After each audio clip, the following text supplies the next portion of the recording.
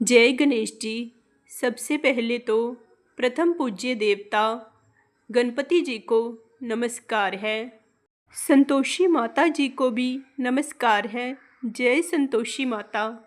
अब मैं संतोषी माता की व्रत कथा कहती हूँ, आप ध्यान से सुनिए। एक बुढ़िया थी, उसके 7 बेटे थे।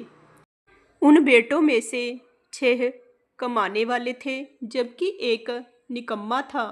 बुढ़िया 6 बेटों की रसोई बनाती, भोजन कराती और उनसे जो कुछ जूठन बचती वह 7वें को दे देती। एक दिन वह पत्नी से बोला, देखो मेरी माँ को मुझ पर इतना प्रेम है। वह बोली, क्यों नहीं, सबका झूठा जो आपको खिलाती है। वह बोला, नहीं, ऐसा नहीं हो सकता है। मैं जब तक आंखों से ना देख लूं मान नहीं सकता। बहू हंसकर बोली, देख लोगे तब तो मानोगे। कुछ दिन बाद त्योहार आया। घर में 7 प्रकार के भोजन और चूरमे के लड्डू बने। वह जांचने के लिए सिर दुखने का बहाना कर पतला वस्त्र सिर पर ओढ़े रसोई घर में सो गया। वह कपड़े में से सब देखता रहा। 6 भाई भोजन करने आए।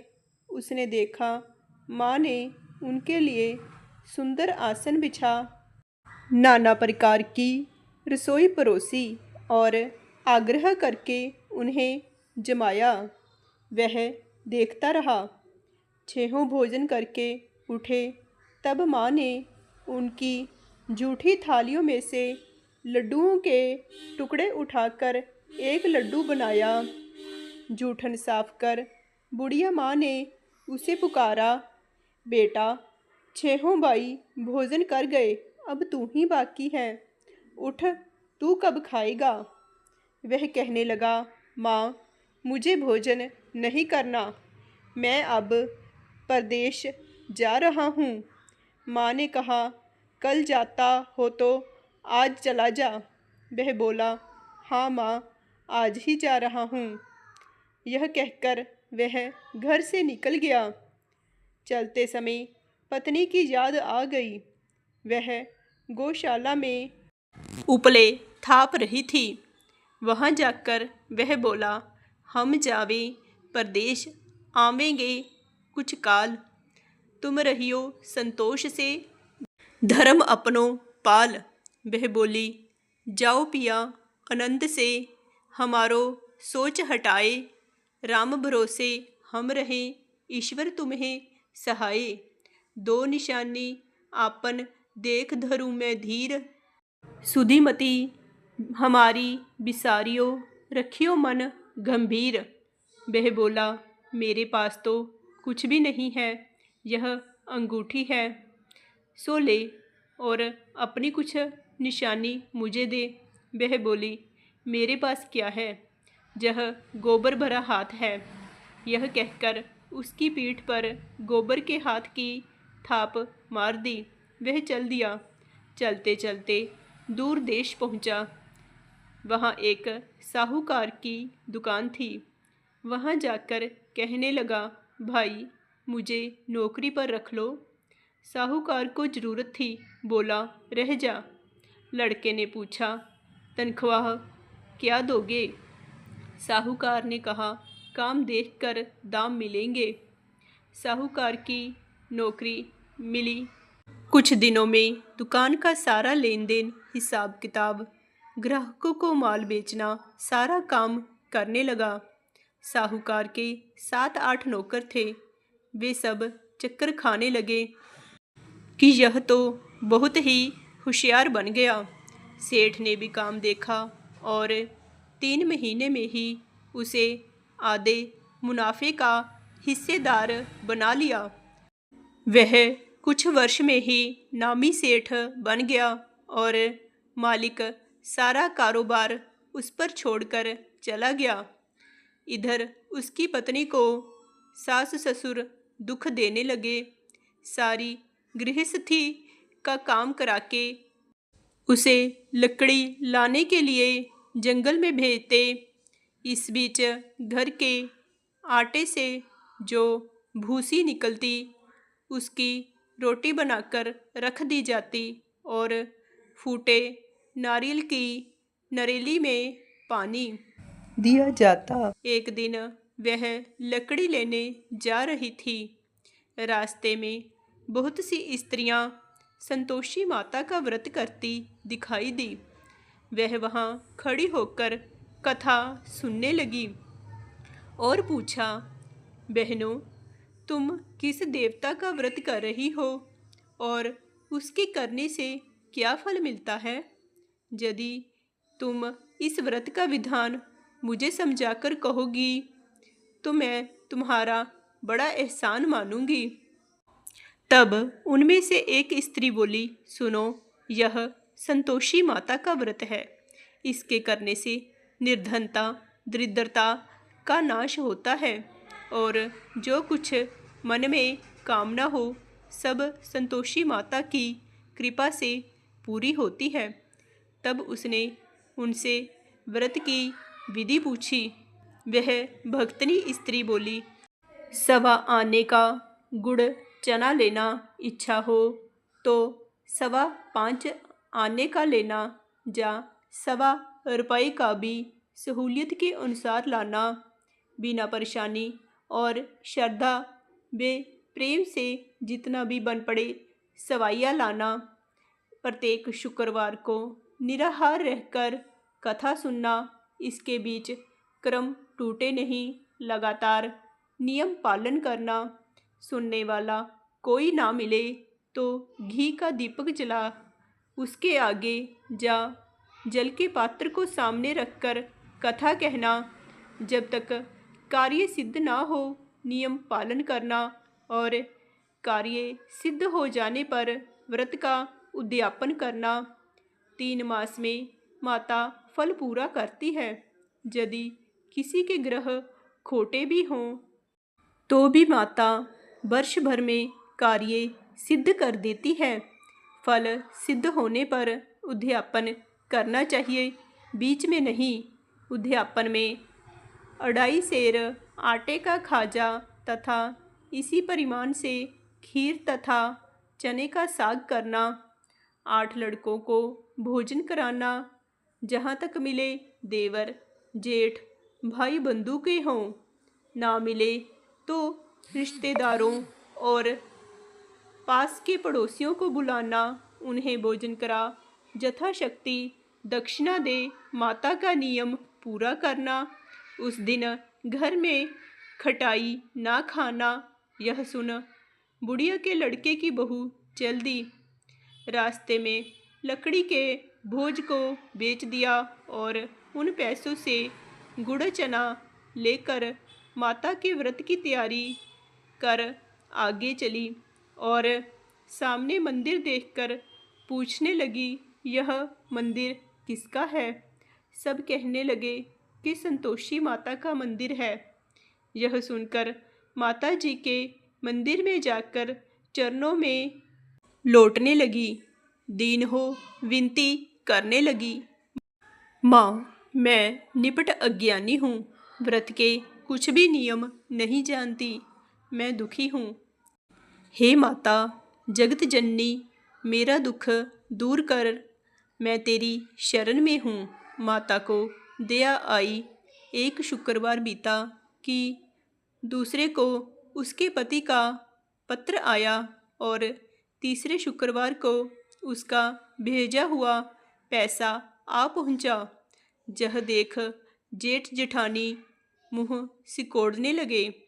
लड़के ताना देने लगे कि काकी के पास पत्र आने लगे, रुपए आने लगे, अब तो काकी की खातिर बढ़ेगी। बेचारी सरलता से कहती, भैया कागज़ आवे, रुपया आवे, हम सब के लिए अच्छा है।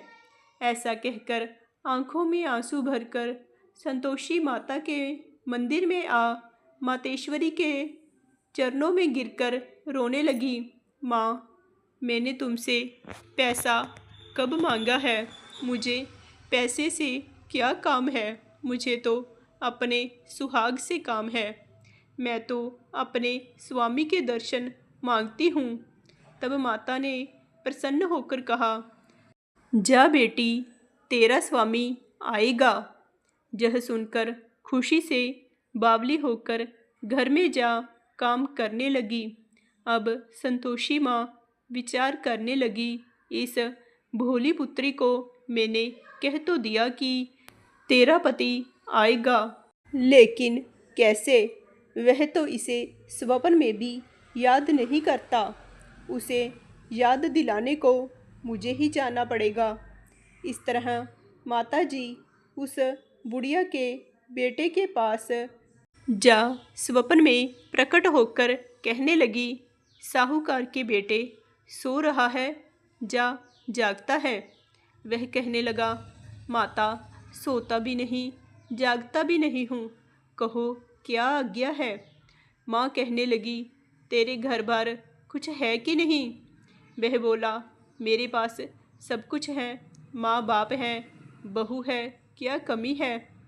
माँ बोली, भोले पुत्र, तेरी बहू घोर कष्ट उठा रही है। तेरे माँ बाप उसे परेशानी दे रहे हैं। वह तेरे लिए तरस रही है, तू उसकी सुध ले। वह बोला, माताजी यह तो मालूम है, परंतु जाऊं तो कैसे? परदेश की बात है, लेन देन का कोई हिसाब नहीं, कोई जाने का रास्ता नहीं आता, कैसे चला जाऊं? माँ कहने लगी, मेरी बात मान, सवेरे नहा धोकर संतोषी माता का नाम ले, घी का दीपक जला, दंडवत कर, दुकान पर जा बैठ। देखते देखते सारा ही लेन देन चुक जाएगा, जमा किया माल बिक जाएगा। सांझ होते होते धन का भारी ढेर लग जाएगा। वह अगले दिन सुबह जल्दी उठा। उसने अपने मित्र, बंधुओं, परिचितों से स्वप्न में माता द्वारा कही गई बात कह सुनाई। वे सब उसकी बात सुनकर उसका मजाक उड़ाने लगे।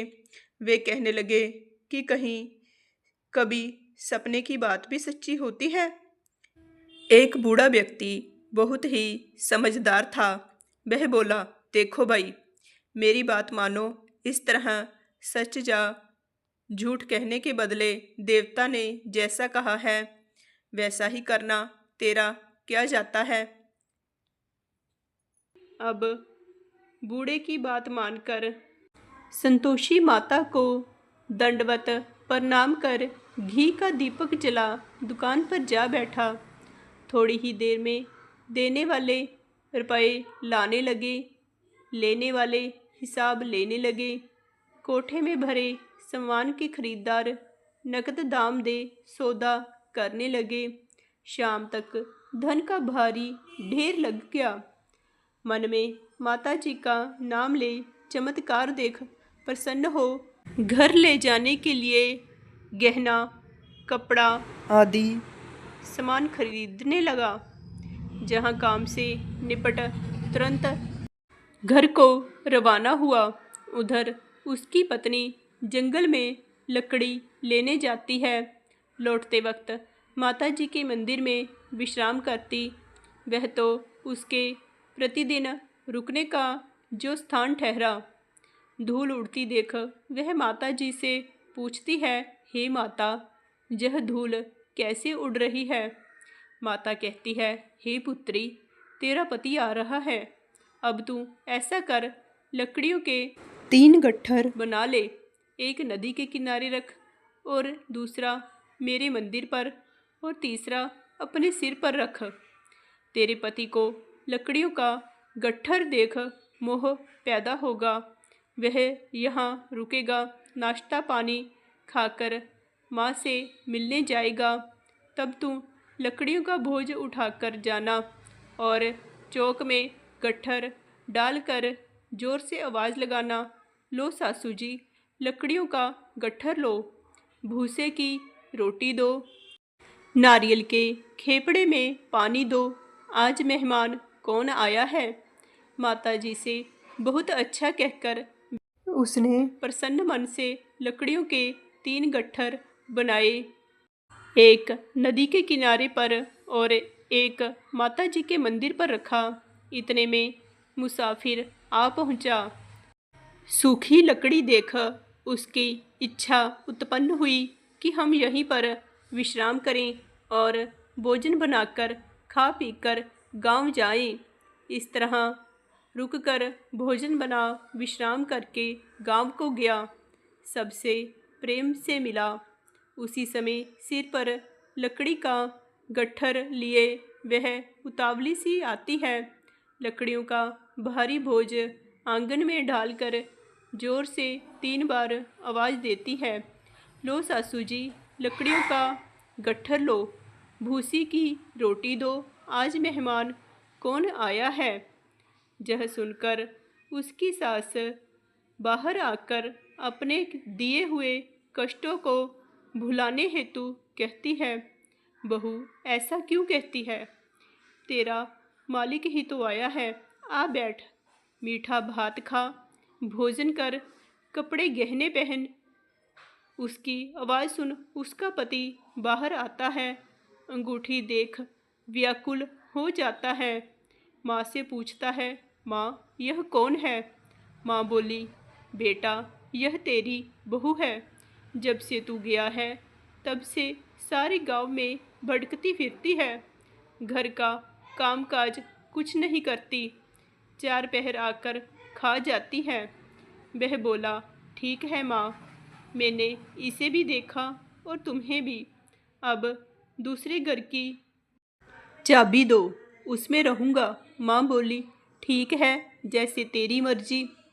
तब उसने दूसरे मकान की तीसरी मंजिल का कमरा खोल सारा सामान जमाया। एक ही दिन में राजा के महल जैसा ठाट बाट बन गया। अब क्या था, बहू सुख भोगने लगी। इतने में शुक्रवार आया। उसने पति से कहा, मुझे संतोषी माता के व्रत का उद्यापन करना है। पति बोला, खुशी से कर लो। वह उद्यापन की तैयारी करने लगी। जेठानी के लड़कों को भोजन के लिए कहने गई। उन्होंने मंजूर कर लिया, परंतु पीछे से जेठानी ने अपने बच्चों को सिखाया, देखो भोजन के समय खटाई मांगना, जिससे उसका उद्यापन पूरा ना हो।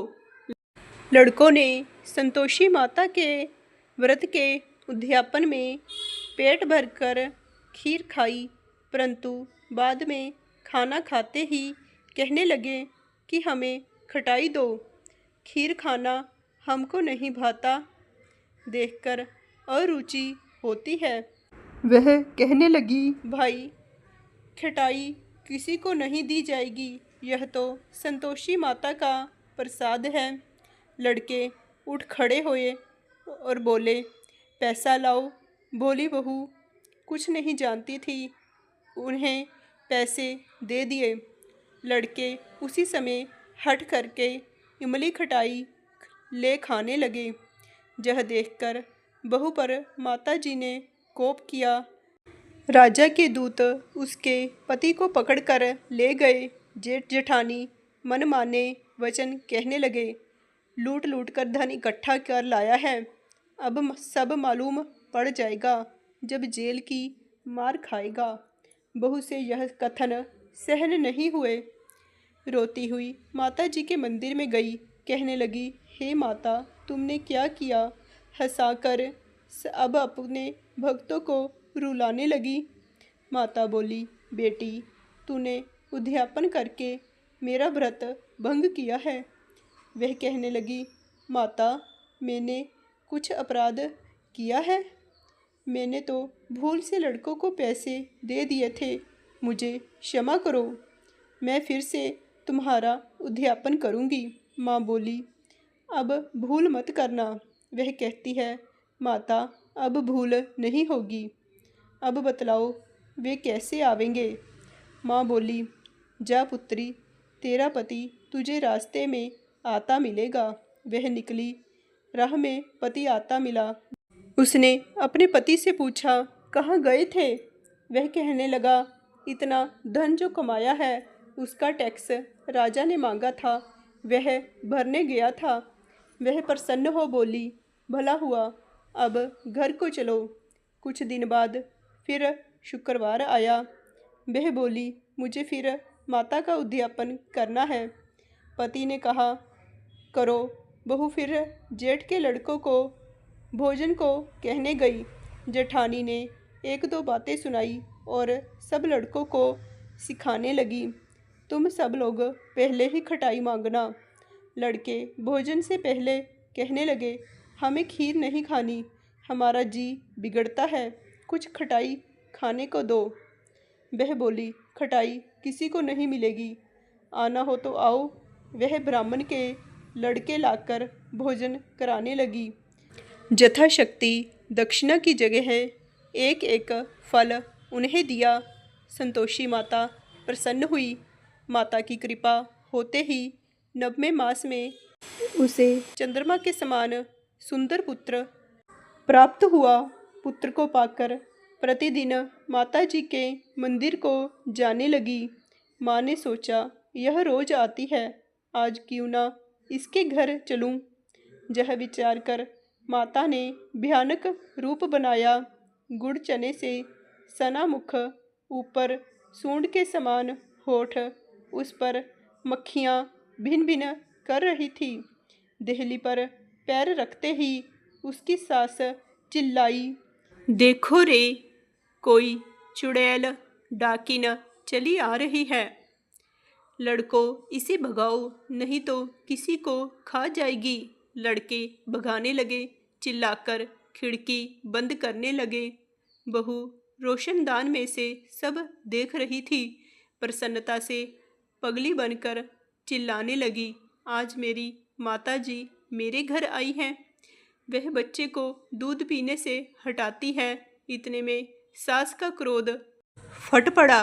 वह बोली, क्या उतावली हुई है, बच्चे को पटक दिया। इतने में माँ के प्रताप से लड़के ही लड़के नजर आने लगे।